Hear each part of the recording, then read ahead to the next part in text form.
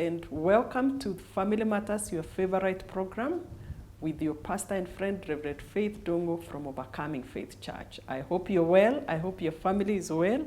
This is the program where we look at our families, we put a thermometer and know how is the family doing, because the family is the cradle of humankind. It is where we come from. It is the rock from which we are hewn, and family is very, very important. And today we have a very, very interesting topic and a very important one. So I want you to stay put.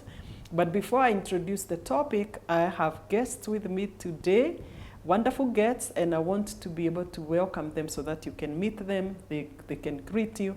And so I want to introduce to you Bishop Robert and Leah Njiru. They will tell us where they are coming from, and they will greet you. So I want to say karibuni sana, and ladies first. So Pastor Leah, go ahead and welcome the guests. Thank you. This is a good opportunity. My name is Leah Njiru, wife to Bishop Njiru, married for 34 years, blessed with 3 girls, 33, 30, and 28. And a grandson.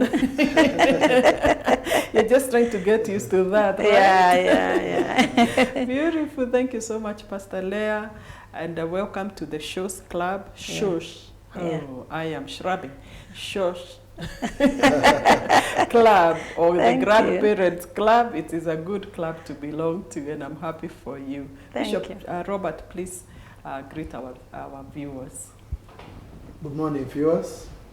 My name is Bishop Robert Njiru, as you have been told. I pastor a church called Prevailing Word Church. That's my ministry, or the ministry where I serve Ada. And I'm glad to be in this show.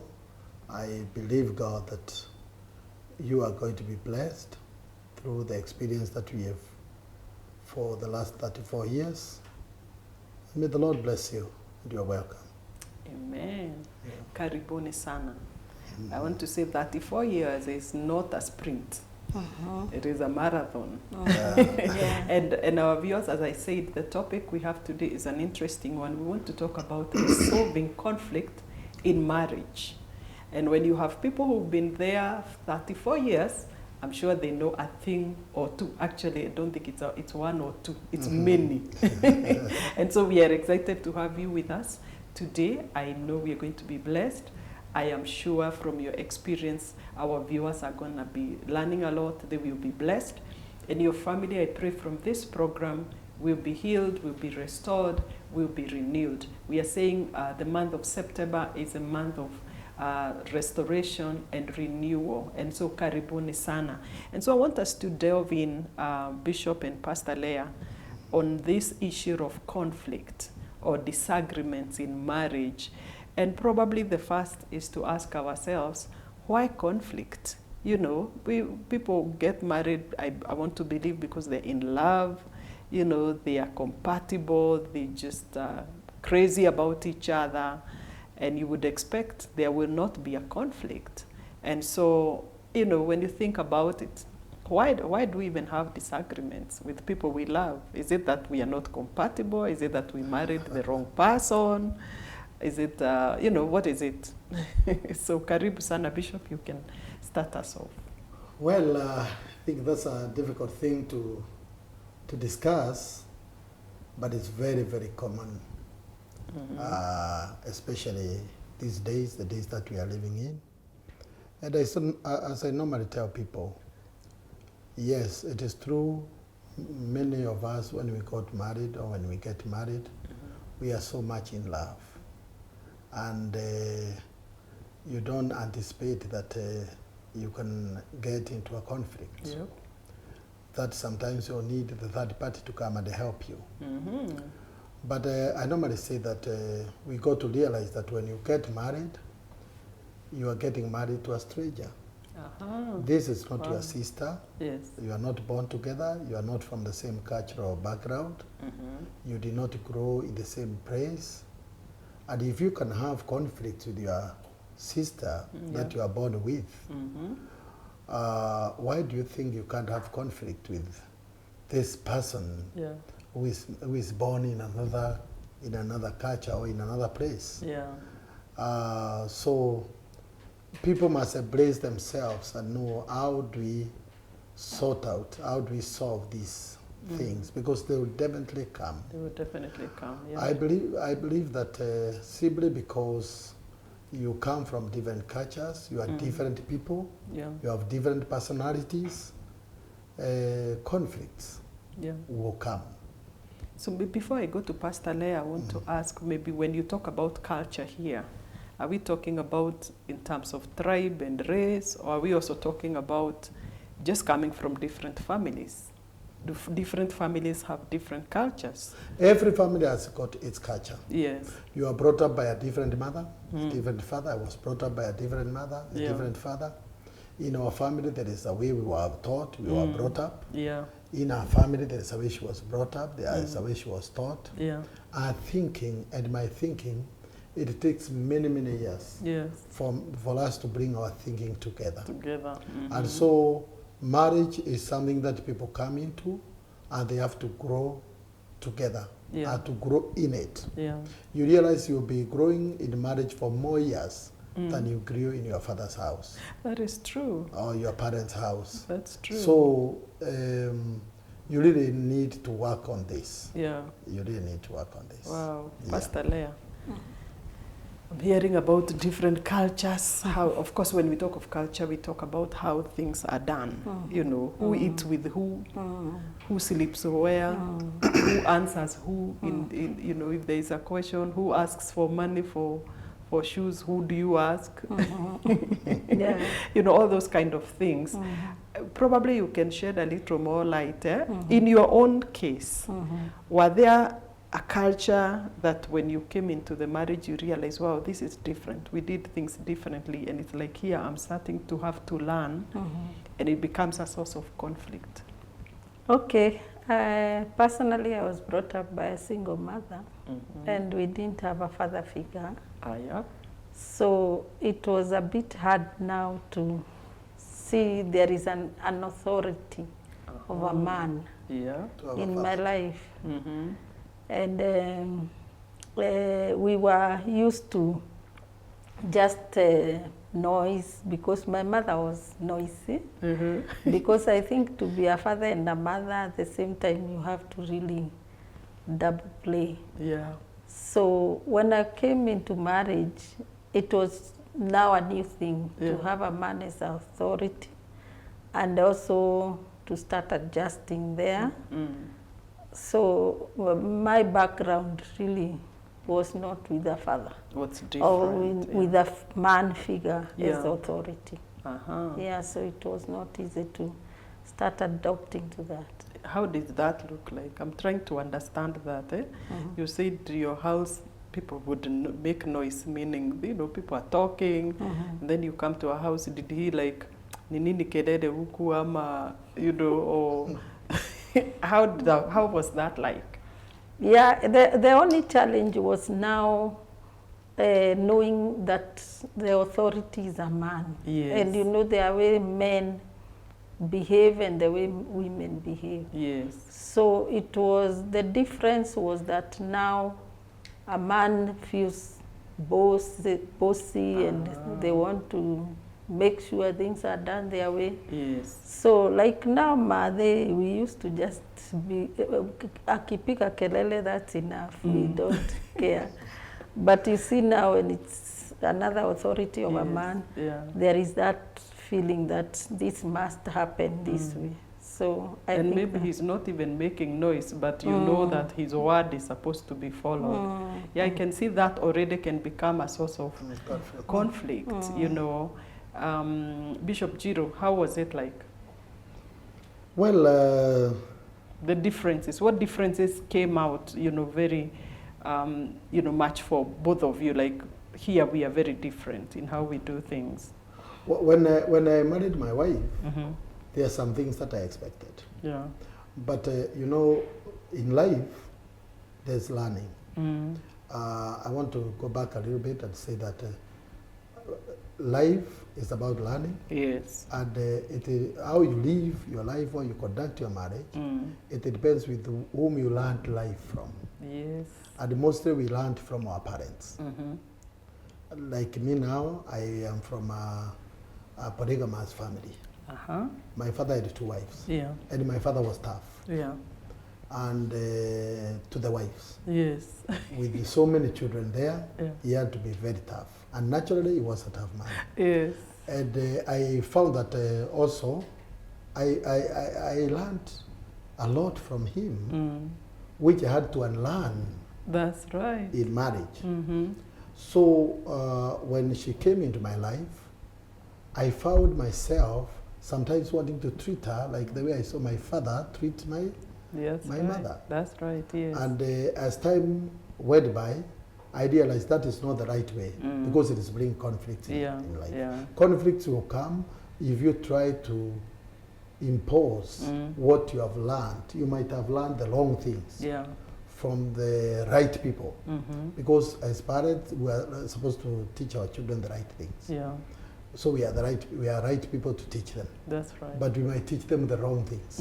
Let me say, me, I learned the wrong things from the right person. So it was like I had really to adjust to her, because if I treated her like the way my father treated my mother, my marriage will not be starting today. Yeah. So I had really to adjust. So we are saying actually when we get in, we are coming in 2 people, different families, things were done differently. You're coming from a man who is very authoritative.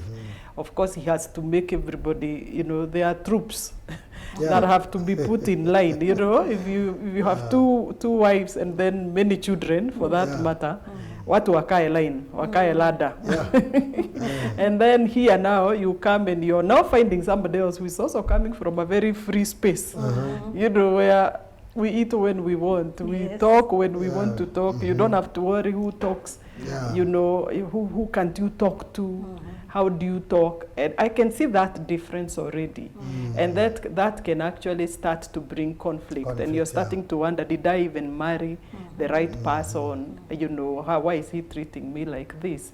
But I like what you are saying, that we can learn the bad things from the right people, because our parents are definitely very good people to us. They are the right ones, but they could also have taught us things that we actually have to unlearn. So marriage is a journey of unlearning. We unlearn, we are learning, and we unlearn. Wow. So thinking about that, you know, the conflicts are starting to come. What do you think conflict does to a marriage? You know, is it all bad? Is it, you know, is it something we can learn from? Pastor Leah, I don't know what you think when you think about conflict. Is it all bad? Because I've seen, the other day we heard that the Gen Z, one of the things they fear most is marriage. And when I think about it, I need to talk more to them, but probably it's because they've seen examples of bad marriages, which I imagine is from the conflicts that were not resolved, you know, conflicts that maybe escalate even to violence. The responsibilities required, the learning and unlearning, and maybe they feel like, wow, that is too much, you know. But is conflict all bad? What does it do to marriage? Okay, before I even say that conflict, conflict, the advantages, I would also say that personalities sometimes bring conflicts, because as we grew up in the culture we grew up, we formed personalities that are so different from each other in terms of how we perceive things, how we solve issues and all that. So conflicts, I believe they can be taken positively as a way of, like, when you have it and you approach it in the right way, you solve it, it will become like a strengthener of that marriage, because you'll have felt that if I dealt with this, then the rest, whatever comes, I can deal with it. Because you keep referring and seeing that we made it through a certain conflict. So if another one comes, we still can make it. So we can use it as a strengthener instead of a destroyer. That's right. Because there are people who use it as a who it comes out as a destroyer, but there are some of us that it will come out as a strengthener when you use it to help you for another time, because conflicts keep coming. They don't come once. Yes. They come even when you are 34 years in marriage. Yeah. Yeah. That is true. That's true. Thank you, Bishop Njiru. I don't know what you're thinking. Because why I'm asking this question is because I've realized that, especially when people are newly married or just a few years in marriage, when they find they're having conflict, then they start actually having second thoughts. They start thinking, we keep quarreling, you know. Maybe I actually married the wrong person. Maybe this was not the right woman for me. You know, and somebody maybe even starts thinking, and so was my friend, probably ningemuoa hatungekuwa na hizi shida. You know, but is it that do we conflict because we are not the right couple, or do we conflict, you know, and so is it really like such a bad thing, you know? Well, I would like to say that in marriage, let me first of all say that conflict is a problem. It is a disagreement. Yes. In a family, whereby you have an issue that you are not, it's not resolving, or an issue that just arisen. Yeah. And I would put it like in marriage, there are three levels of marriage, or three levels of marriage, or 3 steps. Number 1 is a thriving marriage. If you can just do a curve in marriage, a thriving marriage, a static marriage, and a dying marriage. Wow. Thriving, static, and declining. And declining, which is or actually, dying. when now it's declining, it's a dying. That's marriage. right. Okay. When you get married, it can be thriving and growing. Yes.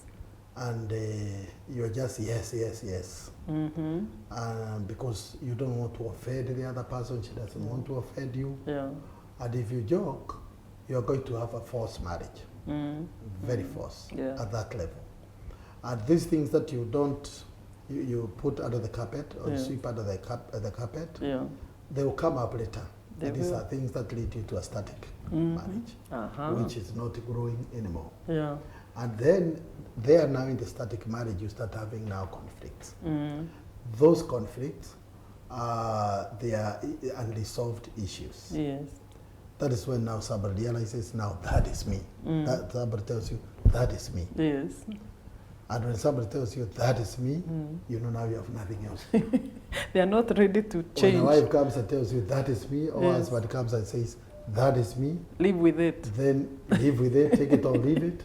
Then you know that marriage, you have either now to accept, or you say no. Yeah. If you accept, then you're going to have a static marriage. Itakaa hivi at that level. Yeah. It's not growing, it's not going down. Mumekubaliana tu ili muishi, mlee watoto. Maybe one of you is the source of income, or the other one is or you hate divorce like God hates divorce. You know, so we just stay. Yeah, you stay. Nobody wants to change. Nobody wants to calm down.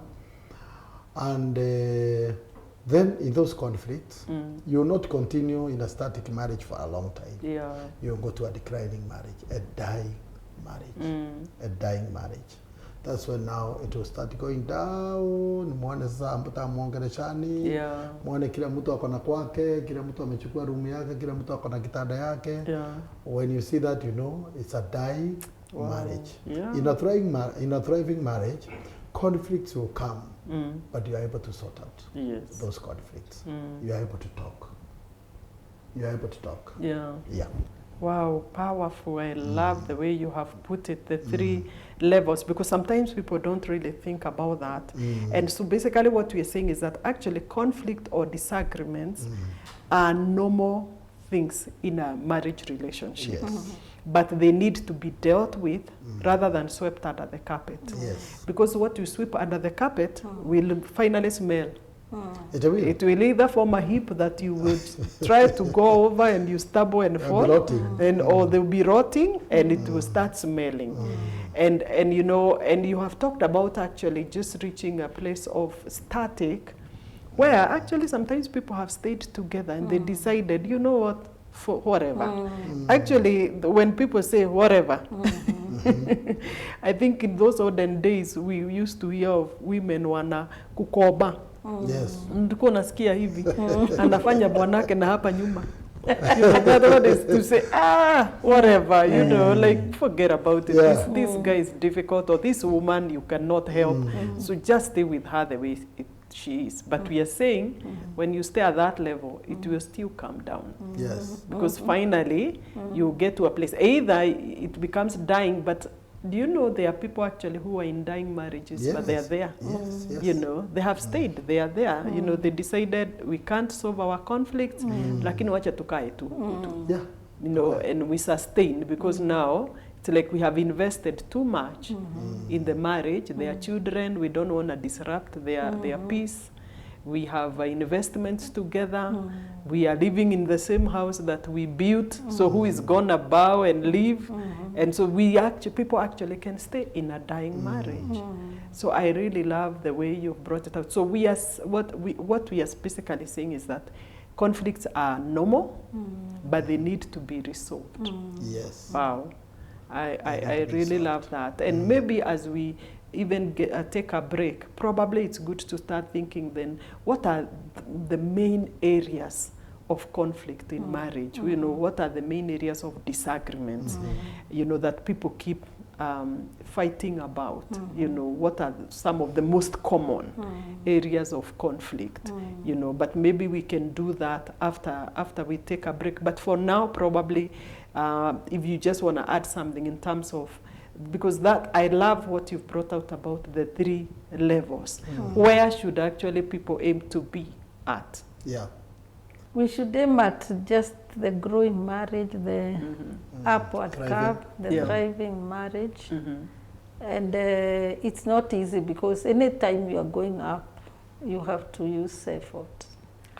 When you are static, it's very easy, because it's a flat area. When you are going down, it's the easiest, because you'll go down. So I think the climbing aspect and the thriving aspect needs a lot of personal effort from both sides.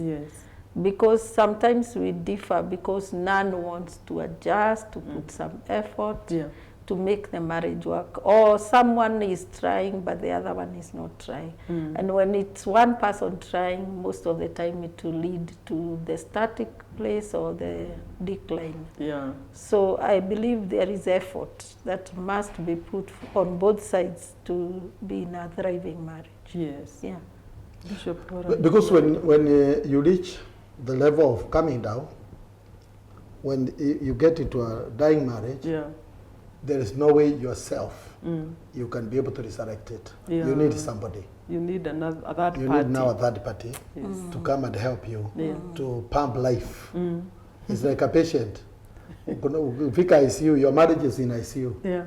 You need now somebody to come, machines, a machine to come and pump life. Ipime roho. Yes. Resuscitate.